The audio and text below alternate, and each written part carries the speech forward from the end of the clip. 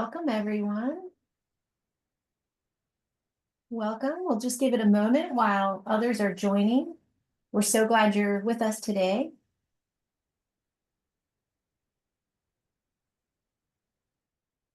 I'll give it just a couple of moments till we see the numbers of people joining slowing down.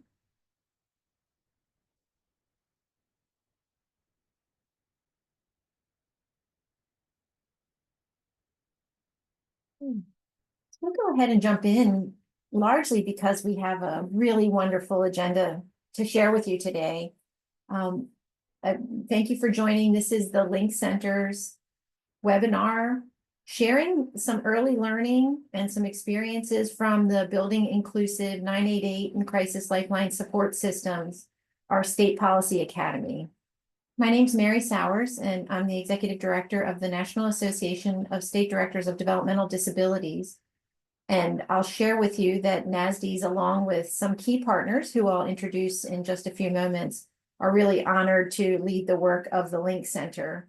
The Link Center is a project of national significance funded by the Administration for Community Living, and this Policy Academy has been made possible with additional support from the Substance Abuse Mental Health Services Administration, and is really aimed at improving mental health access for people with IDD, brain injury, and other cognitive disabilities. Next slide, please.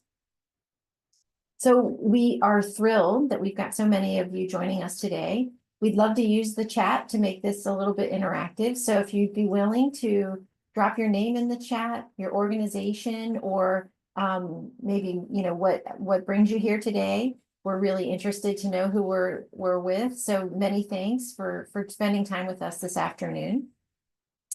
Next slide, please.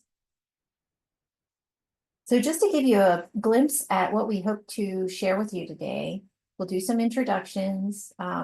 We really are going to provide some background on the Link Center's Policy Academy, which again is really aimed at ensuring that the important work of 988 and Crisis Response Lifeline, and as we've learned from more of our Policy Academy states, the importance of thinking of the crisis response system in total as being really responsive and able to support individuals with IDD, brain injury, and other cognitive disabilities. We'll hear a bit from our partners at Vibrant on some of the work that they do to support 988 and Crisis Lifeline. We're really excited to hear from several folks who have been graciously willing to share some of their personal experiences around how the systems can maybe make some improvements. And then we'll also hear from our State Policy Academy participants on some of the state level activities, which are going strong. So we're really thrilled to be able to hear from our states. Next slide, please. So the Link Center, as I mentioned just a couple moments ago, is a partnership. We at NASDs, the state DD directors, are really thrilled to work very closely with our partners at the National Association of State Mental Health Program Directors, the National Association of State Head Injury Administrators, and NAD, which is an organization that supports people with IDD and mental health needs. And our four organizations lead the work of the Link Center, but with an awful lot of support, next slide, from additional group of partners. In addition to the four I just mentioned, we're really thrilled to have the voices of people with lived experience helping to shape the work of the Link Center through our partnership with the Green Mountain Self-Advocates, the Autistic Self-Advocacy Network, and Communication First, which is an organization that advocates on behalf of individuals who don't use spoken word alone to communicate. And you'll hear communication coming up as an important theme through our conversation today. And then we are also really thrilled to have several key university partners in the National Center for START Services at the University of New Hampshire, the Sonoran Center at the University of Arizona, and the Nisonger Center at the Ohio State University. And the Nisonger Center also does the evaluation for the project. So we're really grateful for their work there, which has given us glimpses of how to make improvements real time in the work that we've been doing. Next slide, please. The key goals of the Link Center are really to make systems change, increase direct support professional and clinical capacity, and improve service access to make sure that individuals with IDD can get the mental health clinical treatment that they need, and that they've got systems of support that can wrap around them. And so we're really excited about the work of the Link Center, recognizing that we've got an awful long way to go to make sure that we have both the clinical capacity and the home and community-based services capacity to really make sure that people can live and thrive in their communities. Next slide, please.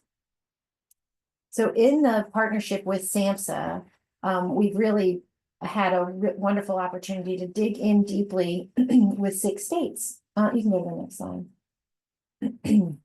And you'll hear from our state partners later today, but we have are thrilled that we had many states interested in joining the Policy Academy. And the 6 states that are included are Virginia, Kansas, Maryland, Ohio, Georgia, and West Virginia.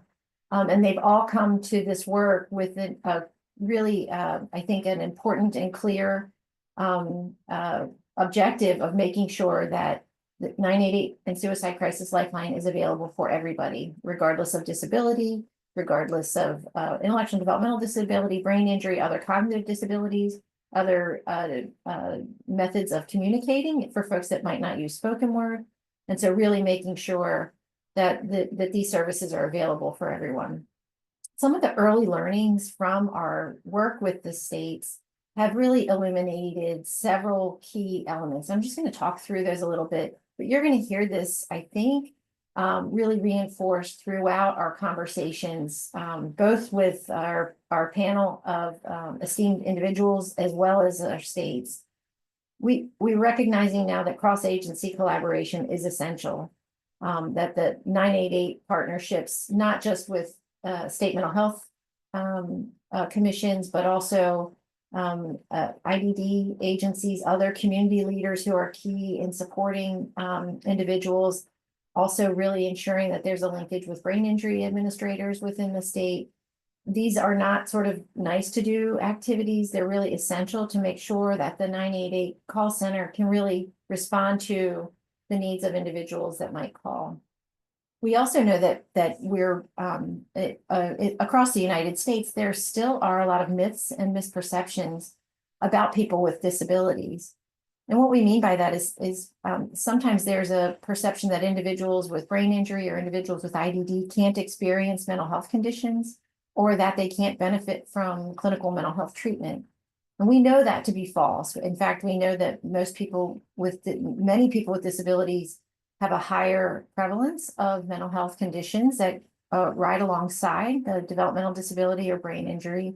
And yet we also know that clinical mental health treatment, perhaps with some minor accommodations to give more time, to give really some trust building opportunities, are really successful for folks. And so really taking the time to understand that becomes so very important. But we know that we've still got a lot of these myths and misperceptions about, and we're really trying hard to educate wherever we can on these issues. We also know that the call center staff, who arguably have one of the most difficult jobs, really require ongoing support and coaching on supporting individuals with disabilities, including those who might not use spoken word alone to communicate. And we know that there are different strategies that are really effective at making sure that individuals who might be using an augmentative alternative communication device, or who might need additional time to communicate, really have the opportunity to convey their intentions. We also know that what happens after the call is important. And so really hearkening back to that first bullet, it is so necessary that there are partnerships in place to make sure that individuals have the necessary supports after the crisis. And that's so very important to avoid a future crisis. But it's also really important to make sure that individuals feel that they have the support necessary to resume all activities of their community life after the crisis. We also know that families play a critical role in supporting individuals, that trust and safety is paramount, that we have to support our first responders and really make sure that they've got the training that they need, as well as our mobile crisis teams. And I think you'll hear from some of our state partners today that there's been some really wonderful intentional work to make sure that all of those first responding entities have the tools they need, or are continually working on those. And most importantly, I think really building relationships across our stovepipes and making sure that communication in all of its forms is supported and that we've got strong strategies in place. And we mean that in sort of not just the calls that happen specifically, which is critically important, but also how our state support systems work together in the spirit of making sure that it's accessible for everyone. So next slide, please. So some of our states, and we're really excited to hear from them in just a bit, but some of our states have been doing some really wonderful work on these efforts, and that includes creating better education and awareness, plain language materials. By the way, I think one of the aha moments through the Policy Academy we're finding is that plain language, using plain language wherever possible, benefits not only people with disabilities, but a lot of people who might not know our system jargon. The IDD system, the brain injury system, the mental health system, Medicaid. Often we have different words for the same thing, or maybe same words for different things. And we come down to using plain language can help all of us really better understand what's happening. So there's great work happening around creating plain language materials around 988 and crisis lifeline supports. We also know that there's some really important training on crisis best practices, and making sure that folks have the tools they need to really support anyone who might present with crisis intervention needs. We also, as I mentioned a moment ago, what happens after the crisis is so important. So making sure that there are linkages for appropriate referrals and resources that are available, and not kind of a bridge to nowhere, but instead very much a warm handoff so folks can get the supports that they need when they need it. We're also, a lot of our Policy Academy participants states are thinking about better ways to share data and information. And this has lots of different permutations. So it's showing up in sort of making sure that the individual doesn't have to repeat their story over and over and over again, depending on who they're talking to, which can be a really hard thing to do for folks. But it also might be important for our systems to share information that could help better support individuals and not just sort of coexist in our silos as we might do in states typically.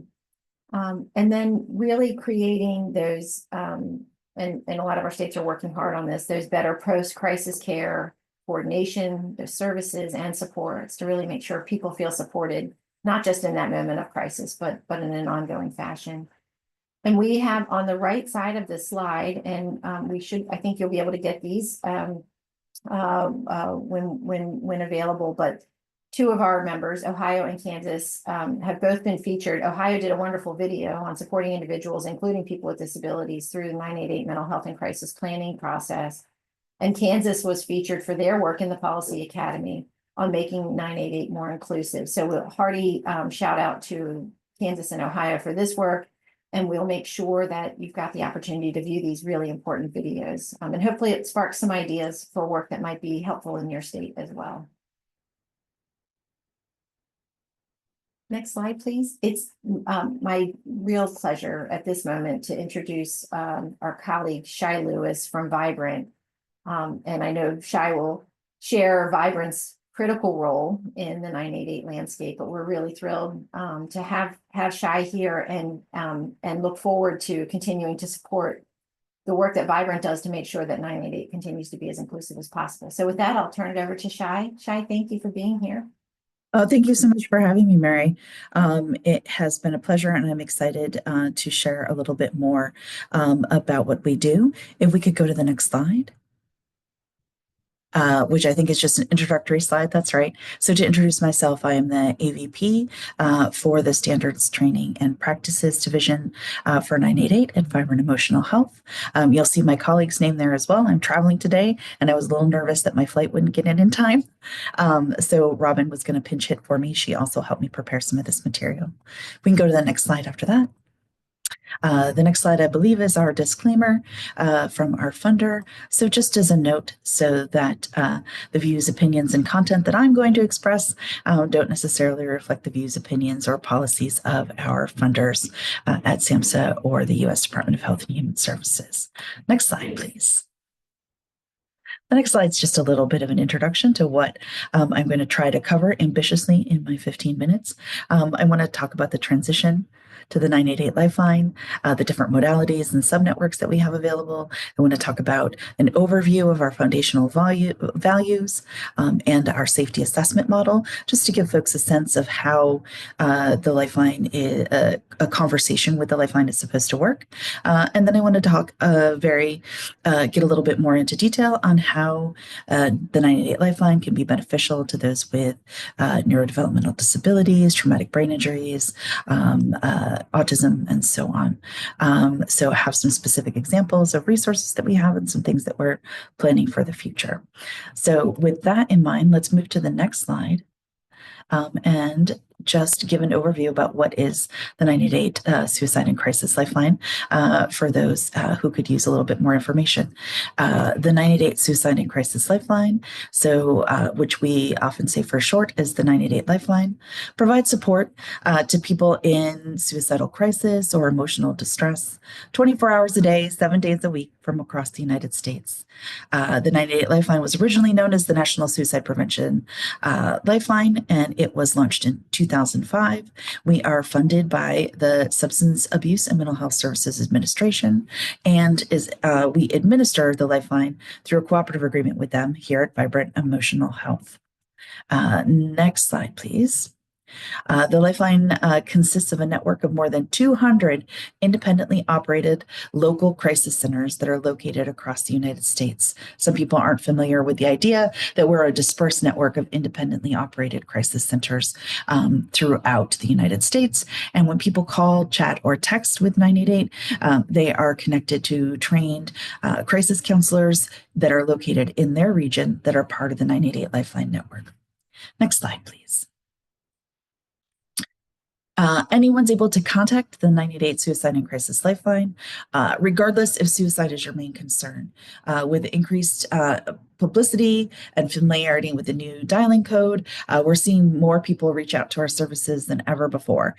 We recently passed over 10 million contacts served since our 2022 inception, which also means we're seeing a wide variety of presenting concerns that include suicidality, but also emotional distress, general mental health crisis, substance use crisis, contacts from specific populations about struggles that they're facing, third parties who are reaching out and worried about someone else. People are able to reach 988 Lifeline 24/7, 365 in 4 different modalities. Those include a voice call, a chat, through a website, texting through their phone, and our newest service offered, which is video phone for those who use American Sign Language. Next slide, please. So let's talk a little bit more about those different modalities and services that we offer. So we also have subnetworks that are there to provide specialized care to specific populations.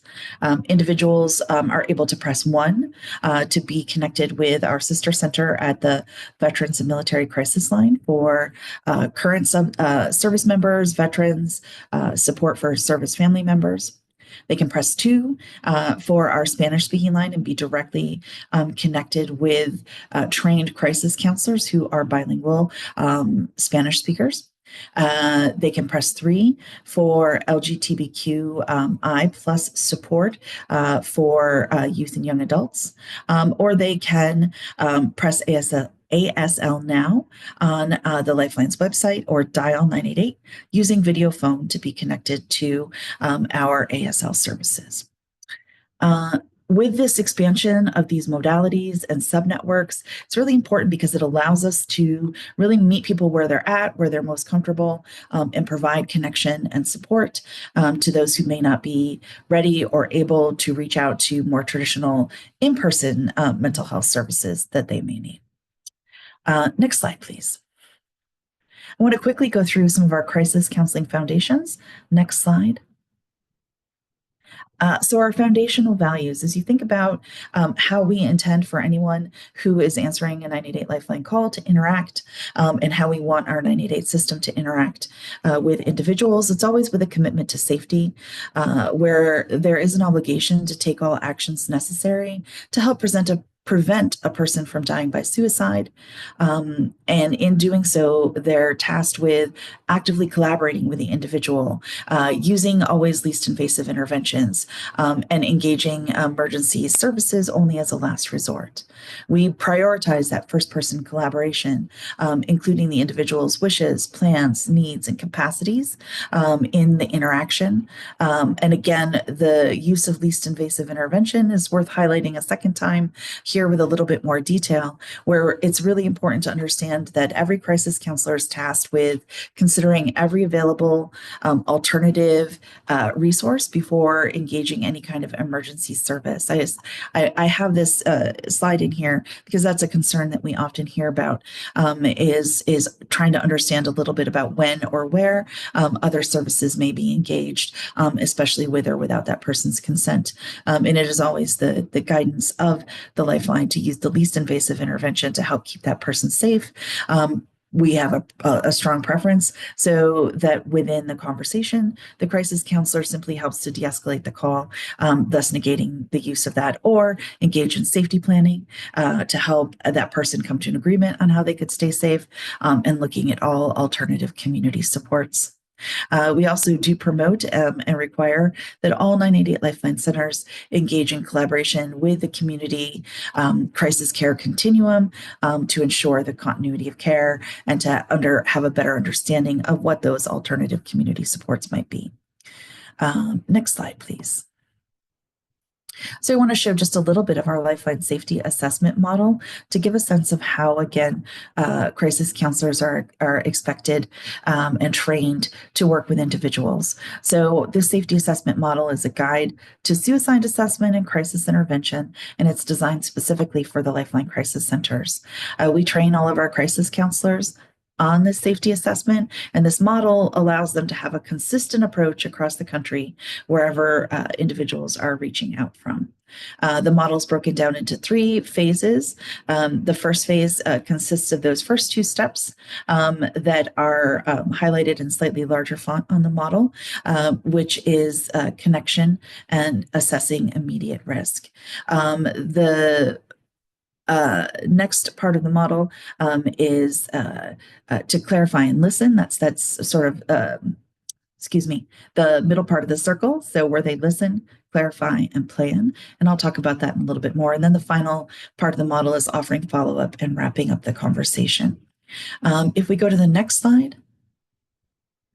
All of this model is done also using a structured framework that we call the 4 core principles in order to help the crisis counselor assess for suicide risk and safety throughout the conversation.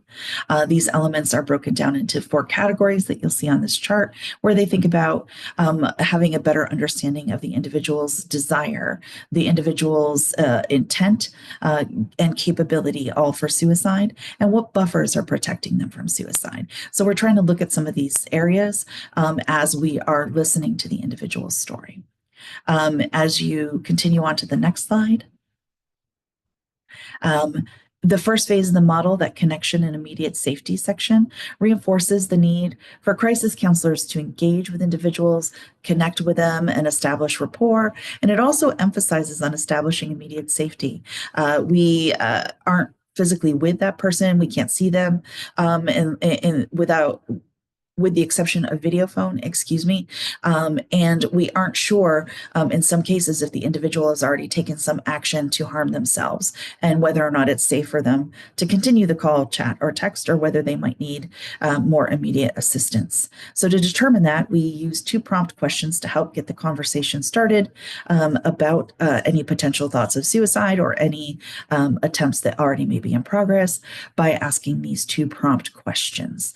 The prompt questions, then if we've established some immediate safety to continue exploring more, there's no immediate emergency at hand, we move on to the next phase of the model, which is to listen, clarify, and plan, which is our next slide. Oops. That was supposed to be a hidden slide. Keep going. 2 more slides. I thought I had blocked that. Okay. Listen, clarify, plan. The crisis counselor's goal in any conversation is to listen to the individual's narrative, to clarify any missing pieces of information, and help that person to develop a plan for safety. We are listening with regard to those 4 core principles that we just discussed. We also listen. The way that we listen is to practice active engagement, meaning we're doing more than just listening and paraphrasing back. We want to be conscious and intentional about building a collaborative and empowering connection with the individual. And then as we listen, we note the information and feelings shared that relate to those safety assessment elements that I showed in the previous slide to help us understand what we might need to do in the planning phase. But first, the next part of the model is to go back. The next part of the model is to clarify. So, what we haven't learned yet about the person's desire, intent, capability, or buffers that's essential to their safety. What feelings or facts do we need a better understanding of? We'll go through and clarify. And then the last part of this phase is to develop a plan for safety. But once the individual feels heard and the immediate crisis is de escalated, we can collaborate on a safety plan that can include some of the things we may have already discussed in the conversation, but new elements might have come into play while we were safety planning that sort of brings everything together that we've heard in the crisis conversation that could be vital in developing an effective safety plan. The safety assessment model is also fluid, meaning all the steps I just laid out don't have to occur in exactly that order. We need to be ready to respond and react to what the person's needs are, maybe going backwards in the model to clarify some more or to listen more if that's what the person needs. Now you can go to the next slide, which is the final, the third phase, where we talk about care connections and wrapping up. In this phase, we are exploring the individual's interest in referrals. Those could have already been part of the safety plan, but we'll look at any other needs that they have. We'll make some plans for follow-up, maybe checking back in with the person in a couple of days to see if they are able to have worked with their safety plan, to see if they've been able to connect with resources and referrals that we may have suggested. And after we offer that follow-up, we'll close the conversation, which involves a summarization and checking in, reviewing and confirming that they feel comfortable with their safety plan, offering some validation and contextualization for the conversation thus far, and leaving on an empowering and encouraging note. Individuals really our goal is to have them leave the Lifeline conversation knowing that this is a safe space to contact in case of any crisis and a space where their experiences and identities are valued and cared about. Let's talk a little bit about some specific resources that we have, and I'm watching the time very closely. I want to move to the next slide. And the next slide after that. And the next slide after that, we're going to skip ahead because I'm watching the time. And let's see. This slide here is sharing a little bit of information just about the different ways that 988 has a role in supporting individuals, highlighting the privacy of the service, the importance of safety planning, the importance of our supportive communication, the education that we offered on de-escalation and coping skills, as well as the safety plan that folks can take with them after the conversation ends, the various resources that we can connect them to through the individual referral databases that each 988 center maintains, and above all, that connection. So let's talk about some specific things that we have available as resources for this community, in addition to the overall training. So all of our 988 Lifeline Network centers are provided access to something we call our Network Resource Center, which is a centralized online repository where we keep all of our all kinds of resources that we provide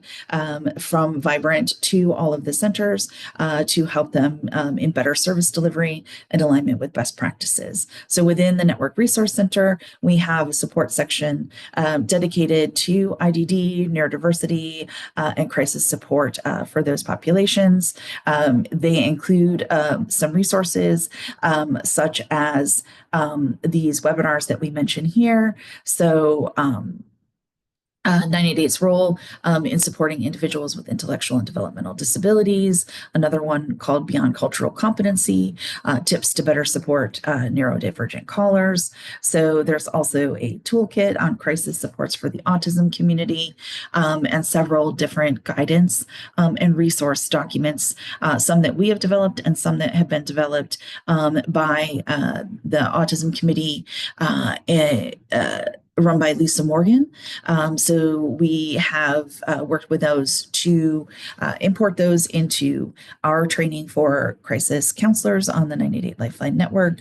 And then there's a couple of forward-facing resources that are meant for crisis counselors to be able to share with people experiencing autism, such as 988 information for the autism community and the reasons for living. So those are a few different resources that we make available. Next slide, please. Just a little word on what's coming next. From attending the Policy Academy, we actually got quite excited from some of the sharing and really brought home this idea that we are seeking to gain some consensus on and roll out at some point in the future, which is what we're calling right now, for lack of a better term, our lived experience question, to really be able to offer folks the opportunity with a question about them wanting to share information that might help us to better assist them. Any information related to their disability status, the resources that they need, any of those kinds of things. So we're going to sort of introduce maybe early in that connection phase, along with our prompt questions, as a way to help individuals be able to share important information about themselves that they want us to know, that may help us to orient better. Because sometimes we can't tell the difference as a crisis counselor, not being able to see people and not knowing anything about their background or history, what their specific needs or wishes are. And we're really excited about workshopping the language for this question and being able to introduce it in the future. We're also planning a more lengthy online self-paced training course for all crisis counselors to have available to them in addition to some of the written guidance documents that we have.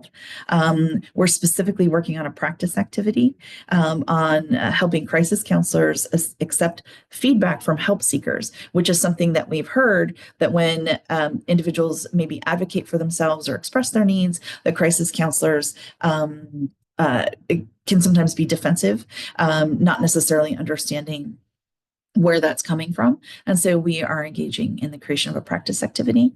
And we're having monthly meetings with some of the folks from the Link Center to help us learn more and plan out next activities.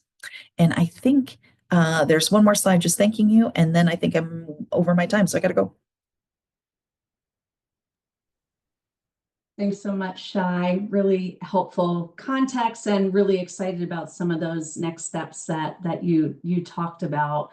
And hello, everybody. My name is Stacy Nonamaker. I work alongside Mary at NASD's and am very excited to be part of the Policy Academy work.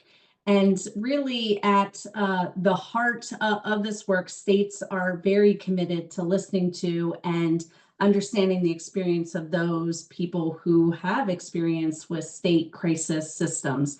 So I'm going to invite Courtney Anderson, Whit Downing, and Trey Facente to join me on camera. Thanks so much to the three of you for being here with us today. I'm going to ask if each of you could take a moment to introduce yourself, and I think we'll just go in order of the slides, if that's okay. Whit, if you want to go ahead and say hello and introduce yourself. Sure. Hi, Stacy and Mary and everybody. My name is Whit Downing. I am 29. I just had a birthday, so I'm 29 now. I live in Topeka, Kansas. I work for the Kansas Council on Developmental Disabilities, and I am VP of Policy and Programming. I love Rubik's Cubes. I love my cat. I love my siblings. I love my nieces. And I love all my family. I'm very passionate for mental health advocacy and suicide prevention, and most importantly, including autistic people in those conversations. And thank you. Thanks so much, Whit. Trey, I'll turn it over to you. Guess that means I'm up. Hi, my name is Trey Facini. I want to thank the Link Center, first of all, and all their partners for allowing me to share my family's story. It's been quite traumatic over the last 10 years. But if some good can come out of it, then we're all aboard. So I've been married 24 years. We have twin girls, now 23. I cannot believe it's been so long. And we also have Tristan, who's 9 months, well, actually about a year behind them. And Tristan is nonverbal autistic and has had quite an experience with our Georgia crisis system over the last 10 years. Luckily, we have him home now. He's doing great now. But I would like to share some of the things that we saw that we really don't want to see anymore. And also share some of the things that we do see now that we would like to keep improving on. Thank you very much. Yeah, thanks so much, Trey. Glad you're here with us today. And last but certainly not least, Courtney. Hi, I'd like to thank everybody as well for this opportunity and show my appreciation for you, including people with these lived experiences. I am 48. I'm a mother of 3. I've been married 8 years to my partner. We're a blended family. I was in an accident in 2022 where I was hit by a semi on the interstate and I was forced off the interstate. And due to the impact of that, my head got hit quite a bit. I sustained a concussion that wasn't really taken care of very well. And now I have a mild brain injury. The biggest impact of that has been, well, there's been a lot of impacts, but I would say it's really impacted my emotional regulation, including anger, my ability to use good judgments and reactions. So I have used crisis and mental health care for myself and my family. I'm very passionate about the role of caregivers. I'm very passionate about the impact on children and the dynamics for how this affects families. And so I'll speak a little bit more to that when I have time. Thank you. Thank you. Again, thanks to all of you for being here today. I know that we asked you to come and talk a little bit about your experience with 988 and state crisis systems, what happens during, what happens after. We asked you to talk a little bit about what has worked, what hasn't worked, and in your experience, what you think could be made better.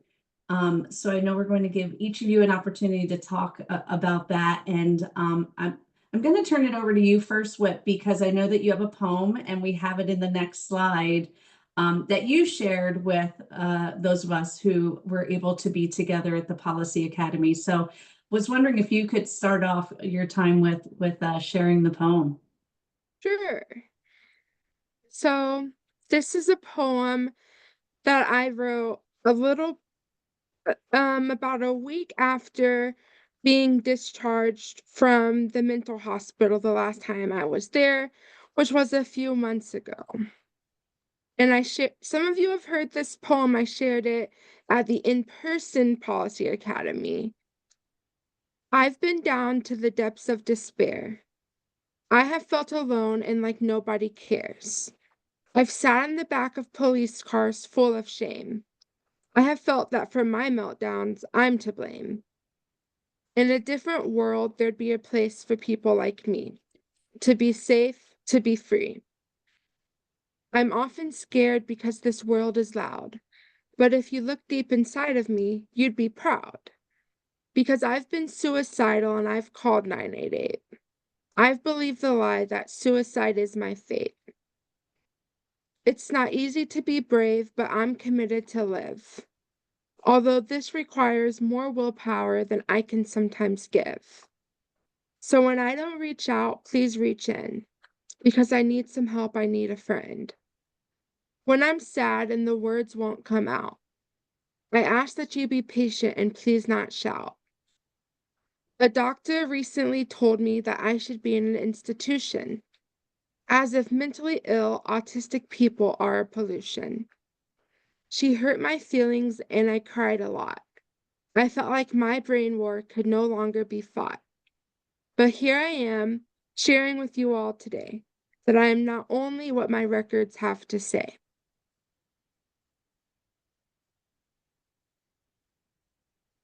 Thank you so much for sharing that again. I know that you are an amazing poet, and you've shared other poems with us as well. And I think from talking to you and hearing you share your stories and experience, I think this does capture a lot of what you've experienced. So do you want to talk a little bit more about your experience with 988 and crisis services in Kansas? Sure. Um, I would love to. Thanks. I was reading these comments over here in the chat. Thank you, guys. And share about 988, Stacy. Yeah, so share your experiences and what has worked for you, what hasn't, and maybe end with what you think could be better. Sure. So I have called 988. I've texted with 988. I've chatted online with 988. And I will say that in my experiences, I'm only one I didn't share, well, I did share in my poem that I'm autistic, but I will share I'm autistic and also struggle with depression. I've been inpatient in the mental hospital close to 15 times. And for a while it was a lot of like just back and forth, in and out, in and out, in and out. And a lot of times, um,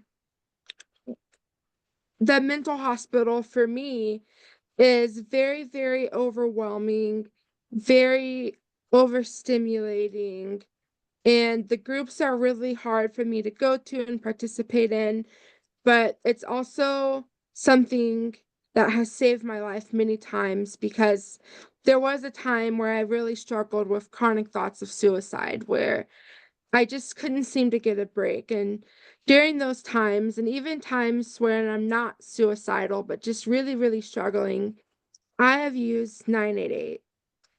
And when I'm in crisis, words don't come out like they are right now. Get very, very hard for me, and I need a lot of processing time.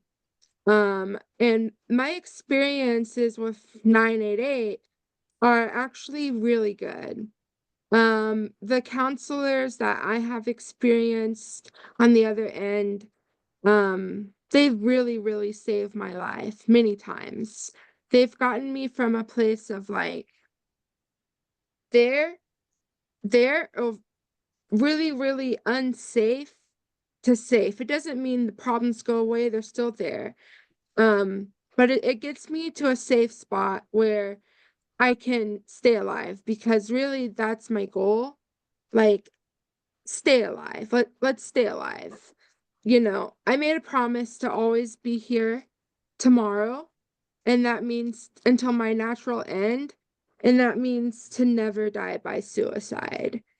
I have survived one suicide attempt 2 years ago in July. Um, and after that, things were really hard for a long time. Um, but like I said in my poem, you know, I'm not only what my records say, my records will say a lot of things about me. Um, but I know that there's so much more about me. And I've also had experience with law enforcement. The cops have been called on me many times, in the middle of a mental health crisis or a meltdown. And I do want to say it's really, really important for police officers to be trained specifically for people who are autistic, because not everyone is as fortunate as me. Because when the cops got called on me, in my experience, whether it was my mom who called, my mom always made sure that I was treated in a humane way. She always made sure the responding officer knew that I was autistic. But not everyone is as fortunate as I am to have that sort of experience. So, it's whenever my mom would call, she would request the crisis intervention team to help me out. I've had officers just walk around my driveway with me when I was younger, just because walking in circles helped me calm down. You know, times when I did need to be transported, they didn't touch me.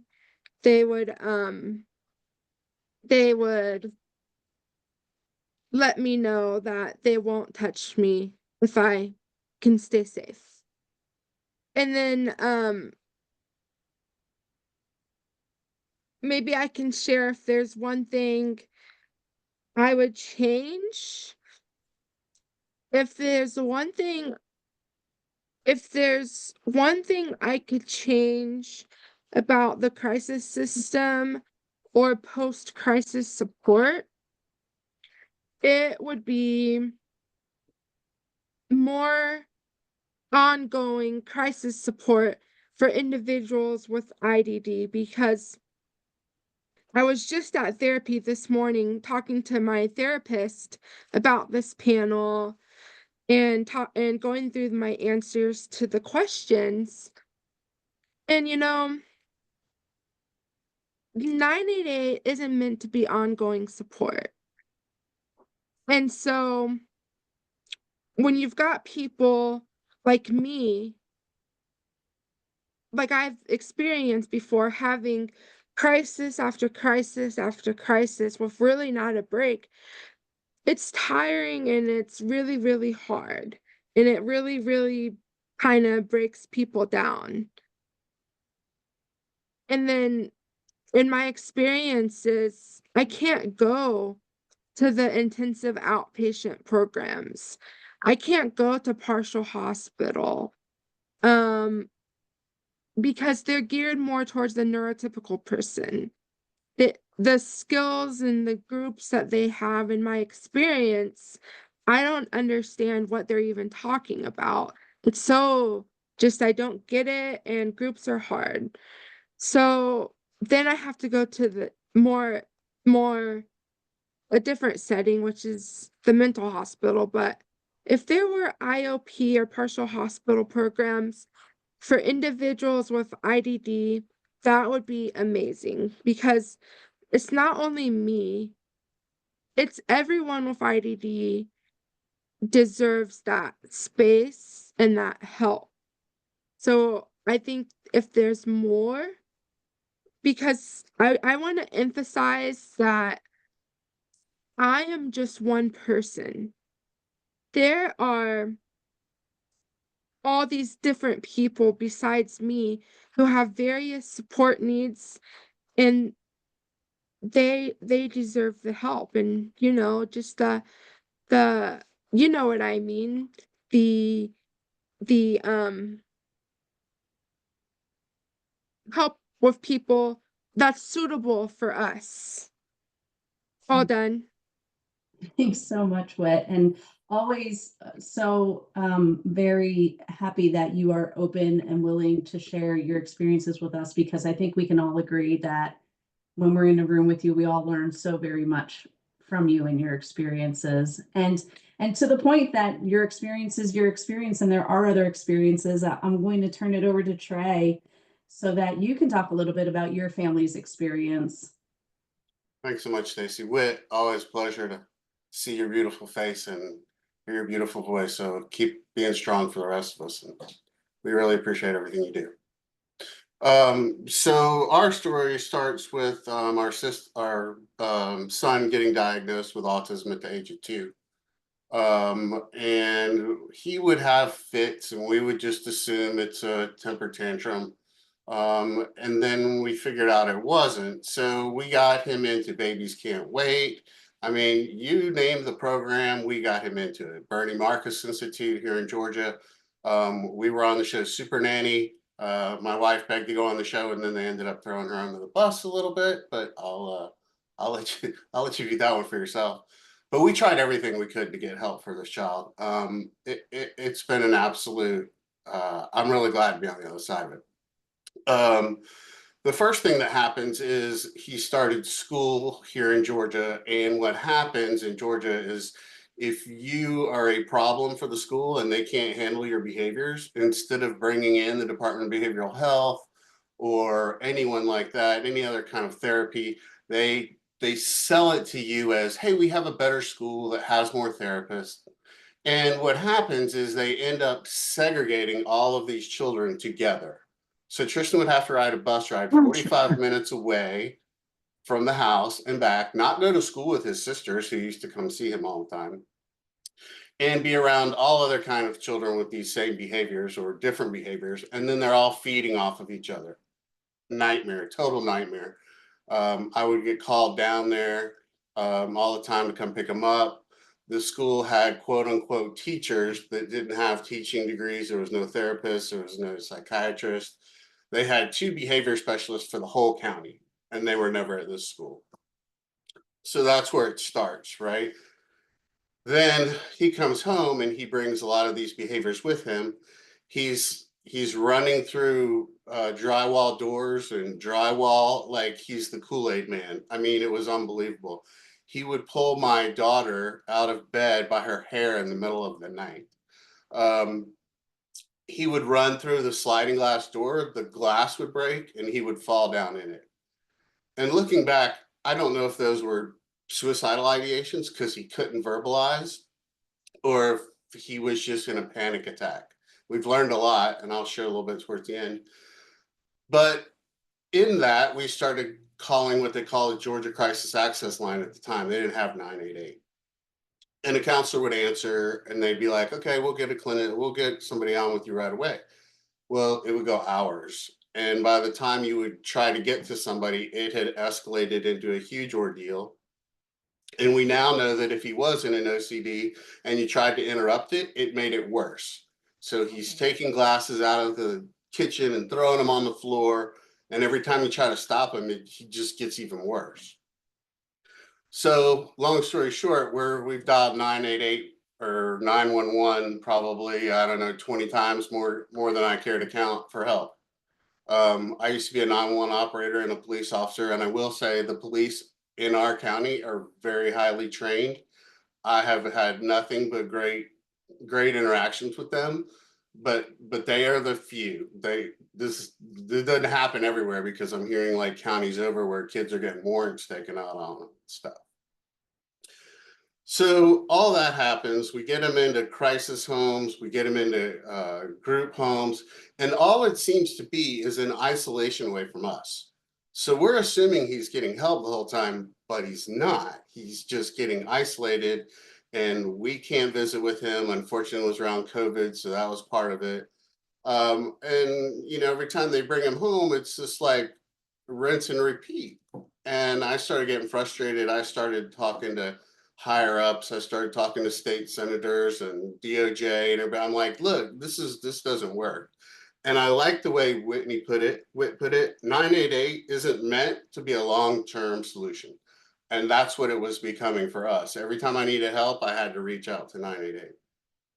The one other thing I will leave with, because I don't want to go into, I could write a book, probably should, is there's a big disconnect in hospitals between clinical and psychiatric. If you go to the hospital and they say you're having behaviors, the very least thing they do is run your labs and then off you go to a facility. The way we got Tristan out of going to crisis homes and facilities over and over is we finally got him to Emory, where they diagnosed him with migraines, gave him migraine medicines, and guess what? 10 years of behaviors almost gone, like overnight. And this is like throughout the country. This is a national issue that has to be fixed. These psychiatrists and the doctors, they need to work together. This isn't a, oh, it's this or oh, it's that. So that's a big thing. And the last thing I'll say is that nobody was really ever held accountable. So if we had a problem with, a group home and we want to talk to somebody, there wasn't anybody to talk to. And if you did talk to them, good luck getting anything done about it. So I think there's a lot that's happened that's really good. And I think there's still a lot of work to be done. I'll leave you with that, Stacey. Yeah, thanks so much, Trey. And just as Whit pointed out, it's more than 988, right? It's the crisis continuum. And that is such an important point that you all continue to emphasize for us as we think about this. We can't look at it in a silo or in a vacuum. So thanks again for sharing, Trey. Always appreciate you, and good to see you. So I'm going to turn it over to Courtney to share her and her family's experience.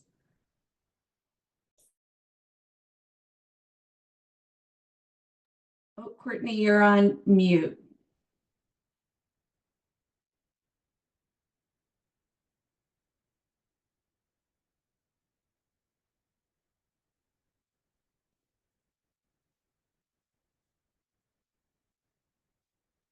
There we go. Can you hear me There you now? are. I can. Thank Great. you. I just wanted to take a minute and say, Whit, your poem was so incredibly powerful and really moved me. And Trey, thank you for sharing your experience. I was a special ed teacher with emotional, behavioral, and autistic kids. And I just have to say, least restrictive environment was just like going through my head. So thank you for sharing that. As far as myself goes, I have encountered quite a bit of PTSD and depression, and that's shown up in the way that I have had problems with emotional regulation and with anger issues, with being able to communicate when I'm overwhelmed, and impulsivity, suicidal ideation. Those are all kinds of presentations of my TBI. And of course, that has had a real impact on my children, who are 18, 15, and 10, and my partner, who is my main caregiver. So we have used 988 mobile crisis, which is where counselors come out, social workers to the home. And then I did make a suicide attempt in June and was in the hospital. As far as 988 has gone, I've unfortunately had pretty negative experiences. I've used them twice. One was through text. And I had said at that time, like, I'm having a hard time emotionally regulating. I come up with judgments that aren't right. I get paranoid. Do you have experience with brain injuries? And I was told, like, that defensiveness that we talked about kind of at the top of the webinar was very much there. I was told, my job is to talk to you and talk about your crisis. My job is not to know about brain injuries. That's what I was told. And so I said, well, this is not going to serve me well, and I need to end this call. And then they just stopped responding at all. I had another situation where I called in and they said, well, we've reached our allotted amount of time. I need to stop talking to you. So, that defensiveness, I think, was a huge barrier, and realizing that, like, the brain injury is a big piece of this, and that's being, not addressed. And I said, do you get training? Do you have like ongoing training to deal with this? Do you have resources? And I was told no, and that wasn't their job. So obviously that was very disappointing. In terms of mobile crisis and my stay at the hospital, what I was concerned about is my family and my family's trauma related to that. With my suicide attempt when I was in the hospital, I said, I'm not sure it's safe for me to be in the home. And there weren't options for us. There wasn't no options were presented to us of any programs or anything that I could do to not re-enter the home. And, it forced a situation where I came back before one of my children was ready. And that's been an ongoing difficulty. So I feel like a lack of wraparound services for caregivers and family members. Sometimes the way I'm presenting in crisis is very evident because it's odd behaviors, it's very big, it's very in your face. But I have children and a caregiver who are traumatized at that time, who aren't being able to utilize the skills they need to utilize, not to escalate. And so if we get those wraparound services, it doesn't address, for example, my children and how to help them because they experienced a crisis too, right? It doesn't include like services for the caregiver. So then we kind of get into, okay, we've had the crisis, but now how do we prevent another crisis? Because it's a family systems sort of thing as well. So I would say that there needs to be wraparound services for children and caregivers. And sometimes they are just as much in crisis as the person, who's presenting with a brain injury or intellectual disability. And I'm very passionate about that. The last thing I'll say is when I was in the hospital for my attempt, I was fortunate enough that they put me in a neuropsych ward, but I have an important medication I take. It's called Nudexta, and it's kind of a key in me staying stable. And I was told, we don't have that medication. You need to shut up and stop crying. We're never going to get that medication. And I said, I need that medication not to cry. And they said, we don't have it. You're never going to get it. Here's a sedative. So I think, Trey, you kind of touched on that with like psychiatry needs to be talking to other support services because I'm in crisis and I could not fully get out of crisis without that medication. So they just went to sedating me. So that's what I have. I don't want to go over too much on my time, but thank you. Thank you so much, Courtney. And thank you especially for bringing the family system piece to light. That is a huge part of this story of people being in crisis and how crisis can impact everyone within My 10-year-old daughter did say, I told her I was doing this. And she said, the one thing that I would like you to let people know is this can cause mental health care issues for the kids too. And we need help. Courtney, thank you. And please thank your daughter for sharing that Yeah. as well, because I think she has the wisdom of a much older woman. She does. She's an old soul. Well, thank you, Trey, Whit, Courtney. Please pay attention to the chat. You have a lot of people for whom this is resonating for. And, this is why you all tell your story is for people to learn and for there to be change. And that really, you all have been such an asset to the Policy Academy and to the 6 states that are part of the Academy in really thinking about how they can take your experiences and the experiences of others in their states to really incite change to make their 988 and crisis systems more inclusive. So thank you all again. It's been an absolute honor and a pleasure to be up here with you today. So I'm going to turn it now back to Mary Sowers. Thank you so much, Stacy, but most importantly, thank you, Trey, Whit, and Courtney for sharing your important messages. There's really nothing more important than that any of us can hear than how you experience the systems and how we can make improvements. So just the heartfelt gratitude for your time and sharing with us. We do want to really again thank you for informing a lot of the work that is underway in our states that have been participating in the Policy Academy. And we wanted to give an opportunity for the states to talk about some of the learnings that they've had through the Policy Academy, but also that they've taken on with great enthusiasm on their own to make sure that they're building the best and most responsive 988 and crisis lifeline and crisis response systems that they can. So with that, I'd like to invite Virginia, April Devil, if she's on, to share some of the work that's been happening in Virginia. April, can I turn it over to you? Yes, thank you. I just want to take a second to also thank Whit, Trey, and Courtney because to echo Mary, it's really important for us to hear from individuals with lived experience. And each time I have the opportunity to have interactions like these, I always take down a bunch of notes that I just feel like that are just falling off of my plate and things that I just want to make sure that we address here in the state of Virginia. So thank you all for your time. Virginia is deeply grateful for the opportunity to have been a part of the Link Center Policy Academy Through this experience, we've been provided with just invaluable guidance, resources, and honestly, like a nudge to be more collaborative with our stakeholders here in the state of Virginia. And ultimately, that's led to our ability to have more of an inclusive and accessible crisis system.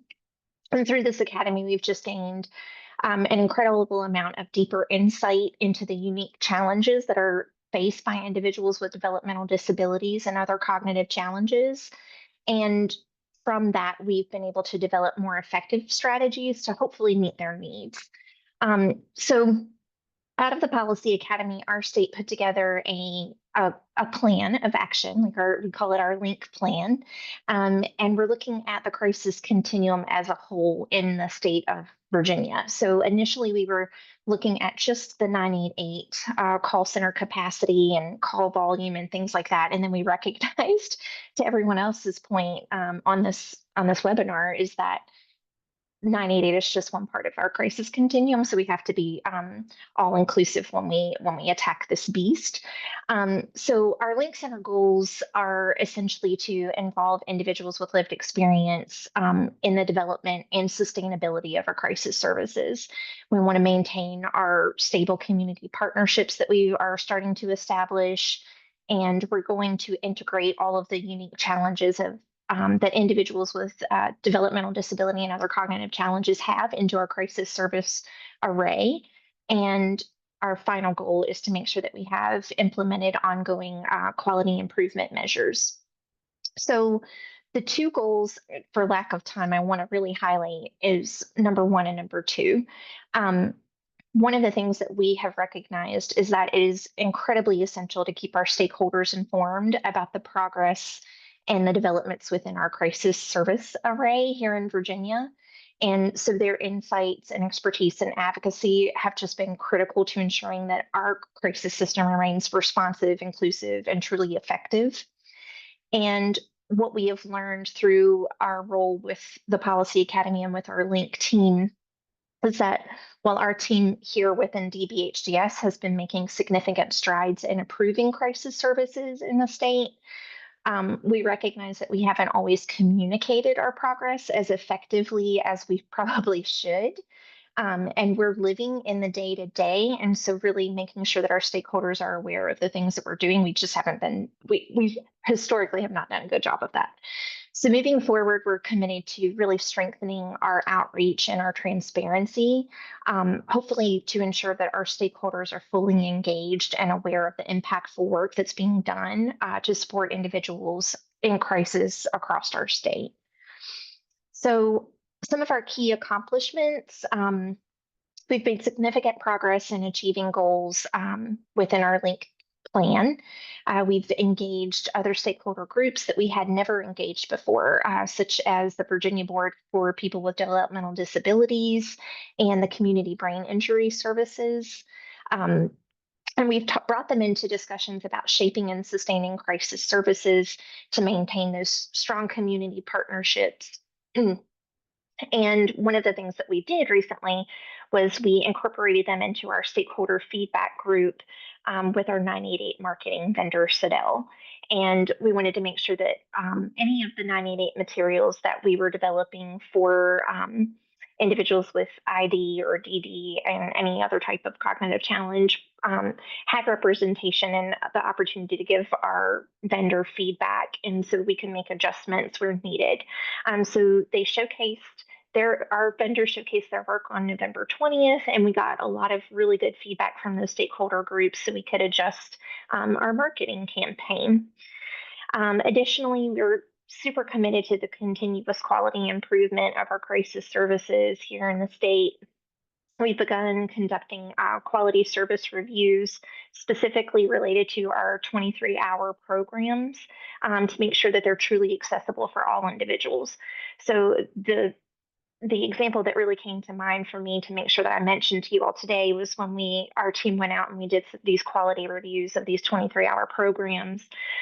There are locally state-funded programs, and then there are private providers that also just want to be able to provide the service to their community members, which is great. we welcome anyone in the state to offer crisis services to folks, but we want to make sure that it's meeting a level of quality and truly operating in accordance to best practices. So during those reviews, we went out and we saw a few facilities that just they were not ADA compliant. So individuals with a physical disability would not even be able to access them. They were located on a second floor, no elevator, just completely inaccessible. So anyway, these efforts of our continuous quality improvement just have led to us being more cognizant of making sure that we have an inclusive crisis system that truly meets the needs of every individual in our community. I didn't get into the details of who's on our team, but you can see it on the slide. So I would be remiss if I didn't mention that. I mean, it's a wonderful array of people that are here. I'm happy to represent them today. And with our next steps, we're going to be providing additional training to our 988 call center staff, focusing on their ability to recognize and respond to individuals who are in crisis that have a DD diagnosis or another cognitive challenge. And we're going to continue to have our internal planning meetings and sessions with our LINK team. We've been instrumental in keeping a very good cadence with that, making sure that we're staying abreast of anything that comes down our way from the General Assembly, and making sure that we incorporate any of those items that come our way from the General Assembly into our work. So anyways, I don't want to take up too much of your time, but our team is always available to provide answers to any questions you might have or additional support. Please don't hesitate to reach out to us anytime. Really want to thank NASDs one more time for this opportunity, and we look forward to the continued effort. Thanks. Thank you so much for that. Thanks so much. I think we realize when we hear we have put time limits on our state members today that don't really give ample opportunity for you to go so deeply. So appreciate the quick pieces, but deeply appreciate the work. So I'm going to turn it quickly to Kansas, and I am sensitive. We do end at 3:30.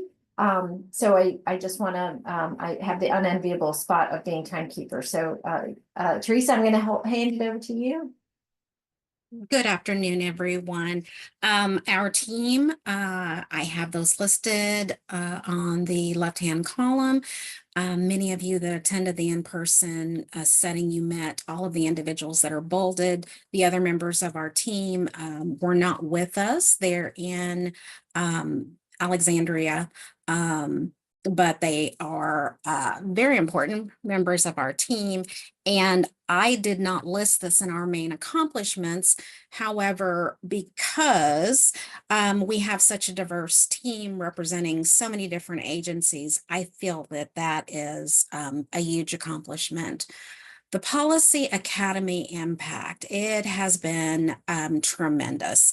I would say being able to collaborate, come together, and coordinate with all of the different entities that are a part of our team has been a huge impact. That the Policy Academy provided that impetus for that to happen. It may not have occurred as it did otherwise. And just the access to all of the experts in the field, the learning that we've been able to get from that access to them. I think the most important part of this is access to Whit, to Courtney, to Trey, to all of the individuals with lived experience that we've had access to. You've provided us a vivid example of the why this work is important. And so we are so appreciative of the Policy Academy for that opportunity. So our accomplishments have been huge, but we do recognize so much left to do, both as state agencies and our 988 agency, KCDD, all of the agencies that are part of our work group have all had individual accomplishments and successes. And we'd like to say that many of them have been, as a result of participating in this policy academy. So the WIBW interview, some of you saw that in the in-person meeting. We've been able to show that to some of the other groups that we are working with and trying to give them information about the crisis services that are available to make them inclusive. And so we did utilize that video with some of our presentations to help out. Distributing 988 materials is the other effort that we've been, we considered an accomplishment because several of the agencies that are part of our work group are distributing those materials. Again, an effort to make it known these services are available.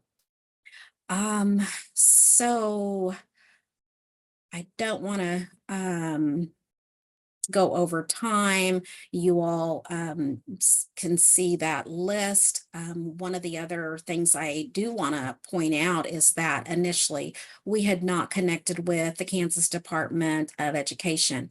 We've been able to do that, and we are collaborating with them and learning some of the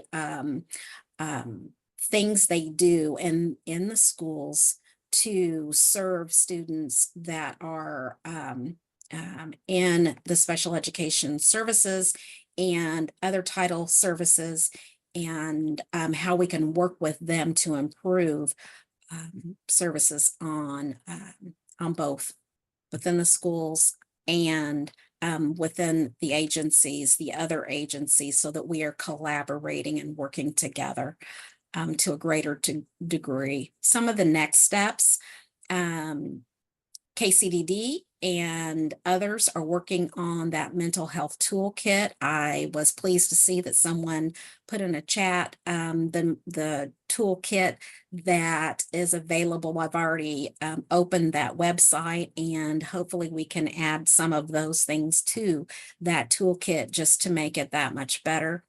We'll continue on with that media and awareness campaign, continue to develop additional plain language tools and resources, including an online resource guide to get the word out of the many services and supports that are available. And as Whit spoke of earlier, development of those post-crises services and supports, because we know that the crises and contacting 988, even receiving a mobile crisis response is very vital in the beginning, but we want to make sure that those supports and services are available to prevent future crises from occurring. I think that is, training. We're doing a lot of training. We have several entities that are not only looking at the trainings that are currently out and available, but helping to improve the training that is available across the board. And that is for individuals with lived experience, their family members, their caregivers, the 988 operators, the mobile crises teams, the IDD and brain injury and other entities that serve individuals with lived experience, making sure that they have all of the training and information they have just to provide the very best services possible. Teresa, thank you so much. And I, again, apologize to all of our state partners for having such short time, because the accomplishments you have achieved are really quite something, including all of the things you've got planned. So thank you so much.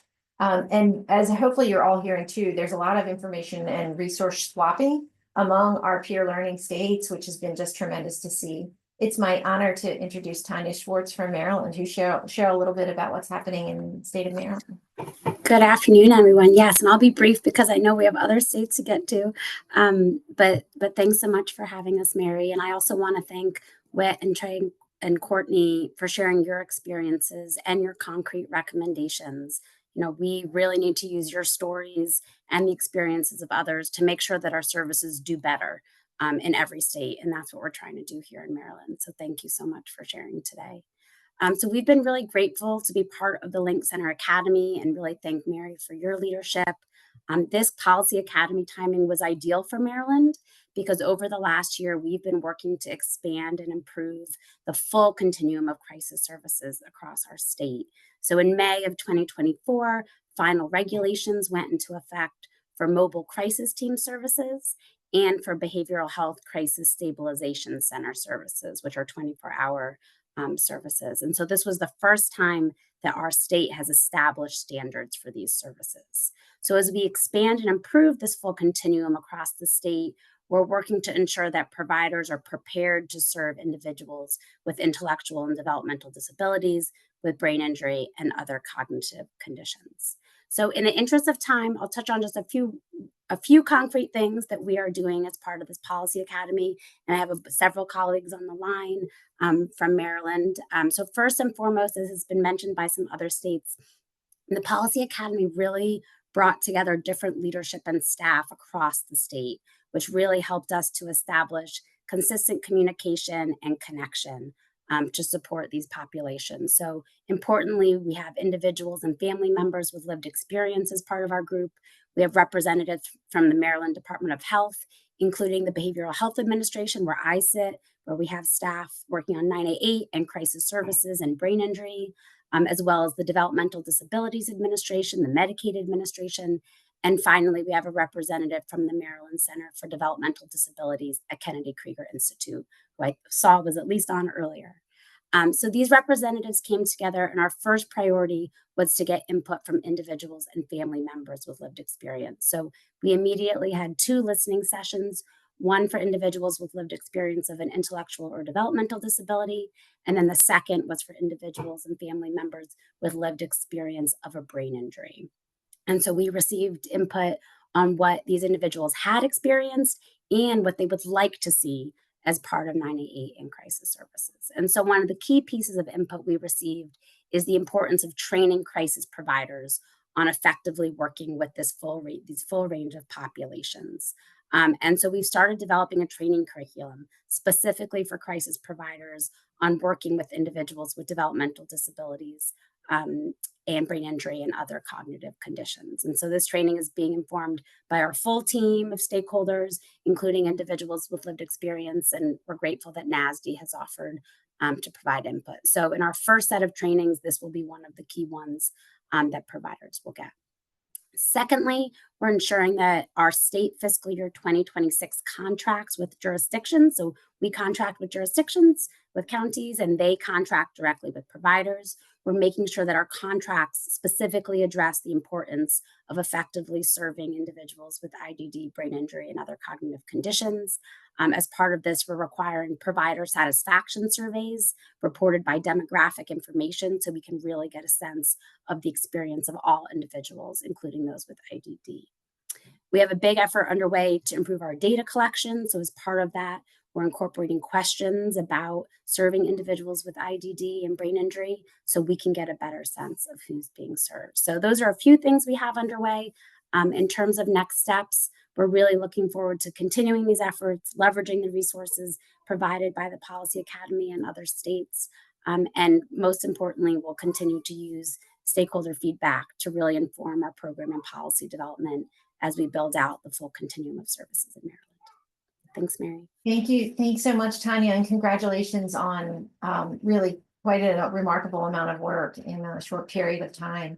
So I'm going to turn to my colleagues in Ohio. And we have just a few minutes left of the webinar, but I think we can probably go over for a few minutes. But I apologize in advance to Matt and to Beth for eating into your time. But please go ahead, Matt. Thank you. No, thank you very much. And I'll be as brief as I can be here. And when these are shared out, if people have questions, you can feel free to reach out to me or Doug Jackson, our co-lead for this project.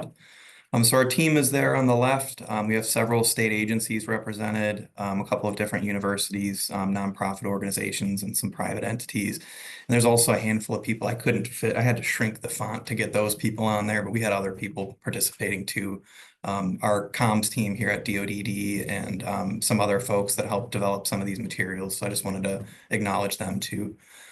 Two big projects or two outcomes of this project that I'd like to highlight a little bit.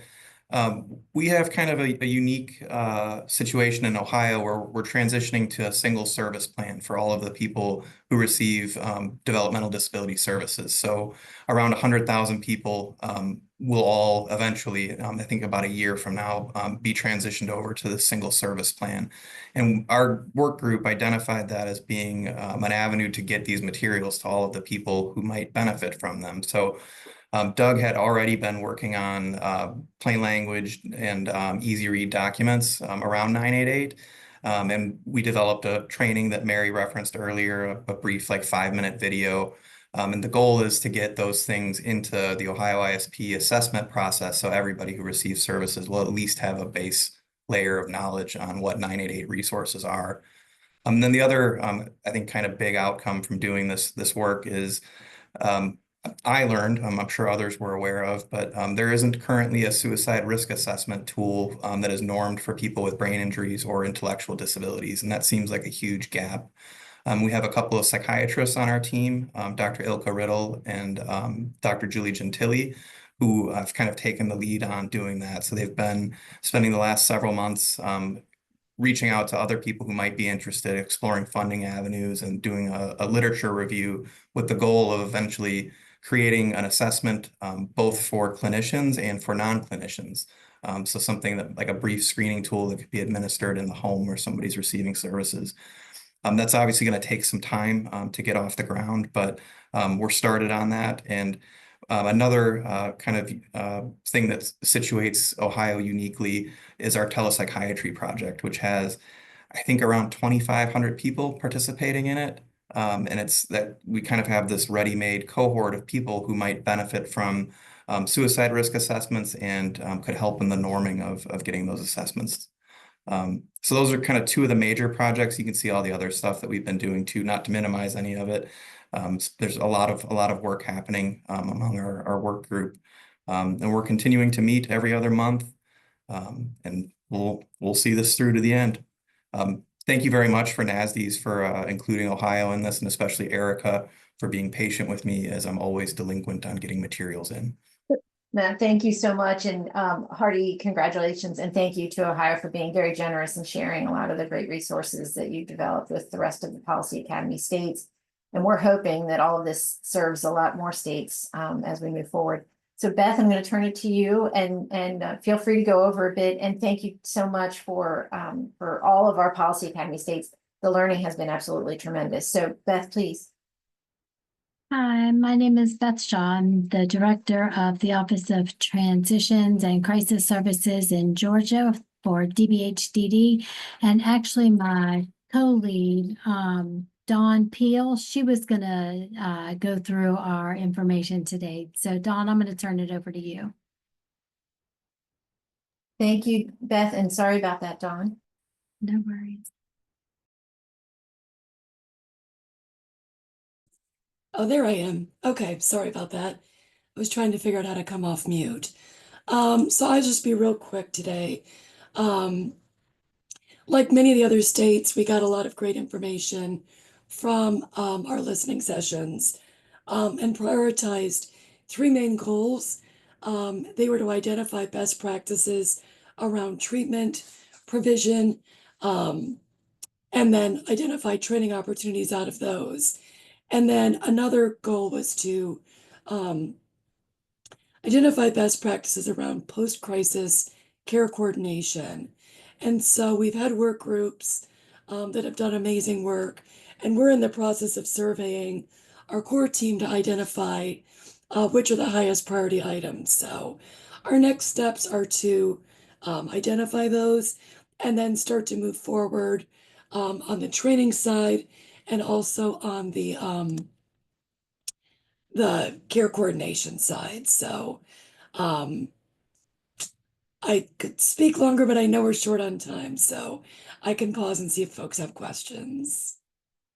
Dawn, thanks so much. I just want to give a hearty shout out. I think both Ohio and Georgia and all of our states have so much more than we could have possibly shared in the time allotted today. So just want to thank you all so much for bearing with us. We are offline exploring different opportunities to share your good work in a deeper fashion so that folks can really see some of the good work. And as I mentioned in the chat, our West Virginia colleagues could not be with us today, but similarly have some really terrific accomplishments under their belt and some next steps planned that really promise to improve the accessibility and readiness of 988 and their suicide prevention strategies and their crisis response system to really make sure they're meeting the needs of individuals with brain injury and IDD and other cognitive disabilities. We encourage everyone to visit the Link Center's website.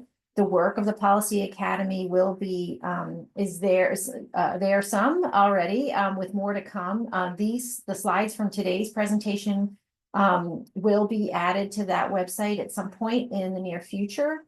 So please be on the lookout there for that information. And of course, please, you'll see contact information on the website. We're really happy to engage or answer any questions that you might have. We're just very grateful for the work of the states who've really leaned into this effort in an extraordinary fashion. And most importantly, for the folks with lived experience who've been willing to share their perspectives in a way to really help improve the system for others. So it's extraordinarily selfless, and we're really grateful. On behalf of the whole Policy Academy faculty with all of our partner organizations, we're really grateful that all of you stayed with us today. So with that, we'll go ahead and end the webinar, and thank you so much.